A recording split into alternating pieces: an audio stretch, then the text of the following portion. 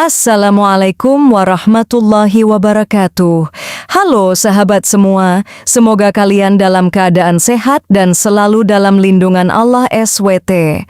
Kembali lagi di channel ini yang selalu menghadirkan informasi terkini dan terpercaya untuk Anda.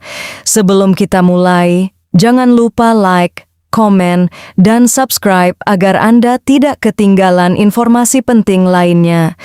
Dukungan Anda sangat berarti untuk perkembangan channel ini. Hari ini kita akan membahas situasi yang mengkhawatirkan di ibu kota. Jakarta kembali menghadapi kondisi darurat banjir. Sejumlah sungai meluap, permukiman warga tergenang, dan aktivitas masyarakat lumpuh di berbagai wilayah. Apa penyebabnya? Seberapa parah dampaknya? Bagaimana kondisi warga dan upaya penanganannya? Simak laporan lengkapnya sampai akhir. Banjir kali ini dipicu oleh hujan dengan intensitas tinggi yang mengguyur wilayah Jakarta dan sekitarnya sejak malam hingga dini hari. Curah hujan yang tinggi menyebabkan debit air meningkat drastis. Beberapa sungai utama yang melintasi Jakarta mengalami kenaikan tinggi muka air secara signifikan, termasuk Sungai Ciliwung, Sungai Pesanggerahan, Sungai Angke, Sungai Sunter Air yang tidak lagi tertampung meluap ke kawasan permukiman warga. Beberapa wilayah terdampak di antaranya Jakarta Timur, Jakarta Selatan, Jakarta Barat. Ketinggian air bervariasi mulai dari 30 cm hingga lebih dari 1 meter di beberapa titik rendah. Ribuan rumah terendam. Warga terpaksa mengungsi ke tempat yang lebih aman seperti musala, sekolah, dan balai warga. Aktivitas ekonomi terganggu. Banyak pedagang tidak bisa membuka usaha. Kendaraan mogok akibat terendam air. Jalan utama di beberapa kawasan tidak bisa dilalui. Sekolah-sekolah terpaksa meliburkan kegiatan belajar mengajar. Anak-anak dan lansia menjadi kelompok yang paling rentan terdampak. Beberapa warga mengaku banjir datang dengan cepat pada dini hari, sehingga banyak barang tidak sempat diselamatkan. Banjir di Jakarta bukanlah hal baru.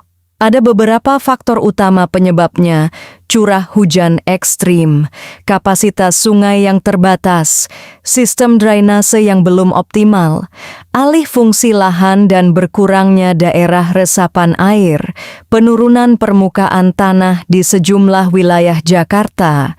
Selain itu, kiriman air dari wilayah hulu seperti kawasan Bogor juga berkontribusi terhadap meningkatnya debit air di sungai-sungai Jakarta. Petugas gabungan dari BPBD, TNI, Polri, dan relawan langsung turun ke lapangan untuk melakukan evakuasi warga. Pompa air diaktifkan untuk mempercepat surutnya genangan. Posko pengungsian didirikan lengkap dengan bantuan logistik seperti makanan, selimut, dan obat-obatan.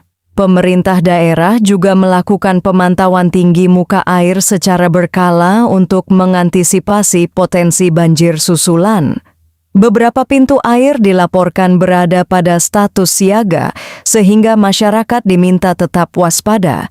Penanganan banjir tidak hanya soal evakuasi saat bencana terjadi, tetapi juga solusi jangka panjang. Beberapa langkah yang perlu dilakukan: normalisasi dan naturalisasi sungai, perbaikan sistem drainase kota, penambahan ruang terbuka hijau, edukasi masyarakat tentang pentingnya menjaga kebersihan lingkungan, pengendalian pembangunan di wilayah rawan banjir. Kolaborasi antara pemerintah dan masyarakat menjadi kunci utama dalam mengurangi risiko banjir di masa mendatang. Sahabat semua, banjir yang kembali melanda Jakarta menjadi pengingat bahwa persoalan lingkungan harus menjadi perhatian bersama. Kita berharap kondisi segera membaik, air cepat surut, dan warga bisa kembali beraktivitas seperti biasa. Mari kita doakan saudara-saudara kita yang terdampak agar diberikan kekuatan dan keselamatan.